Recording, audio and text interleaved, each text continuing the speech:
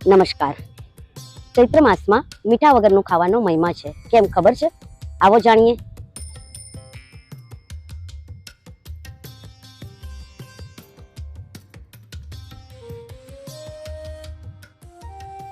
શિવજી દ્વારા જ્યારે ગણપતિનું શિવછેદન કરવામાં આવ્યું હતું ત્યારે ઓખા મીઠાની કોઠીમાં જઈ અને સંતાઈ ગયા હતા। આ સ્ટોરી તો બધાને ખબર જ છે।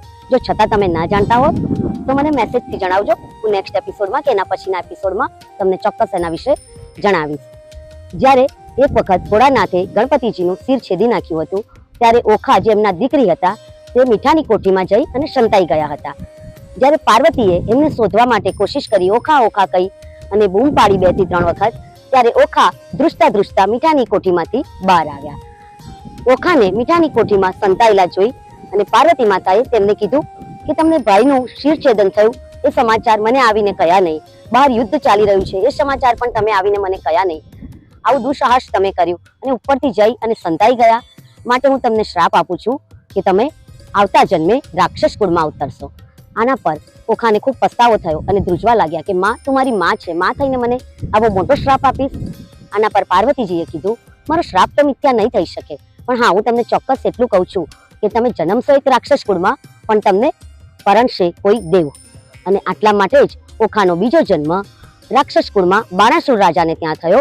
બાણાસુર જે ભક્ત પ્રહલાદ અને બલિ રાજાના વંશજ હતા, એમને ત્યાં ઓખાનો બીજો જન્મ થયો અને ઓખા બીજા જન્મે કૃષ્ણના પુત્ર પ્રદ્યુમન એના પુત્ર અનિરુદ્ધ સાથે લગ્ન ગ્રંથિથી જોડાયા। આ રીતે માતાજીના શ્રાપના કારણે એમને જન્મ લીધો રાક્ષસ કુળમાં, પણ વર્યા એક દેવને।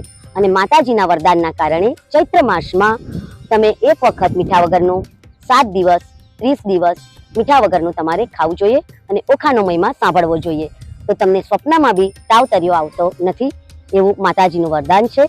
અને શ્રી કૃષ્ણને બી તાવની ટોળીએ એવું વચન આપ્યું હતું કે જે ઓખા હરણનો પાઠ કરશે એના સ્વપ્નમાં પણ અમે જઈએ તો પ્રભુ તમે અમારું શિર છેદી નાખજો। આ માટે જ ચૈત્ર માસમાં ઓખાના ગુણગાન ગાવામાં આવે છે અને મીઠા વગરનું ખાવાનું ખાવામાં આવે છે। જય શ્રી કૃષ્ણ। તમને આજની સ્ટોરી કેવી લાગી મને ચોક્કસથી કમેન્ટમાં જણાવજો। મારી યુટ્યુબ ચેનલને સબસ્ક્રાઇબ કરવાનું ભૂલશો નહીં અને બેલ આઇકોન ચોક્કસથી દબાવજો।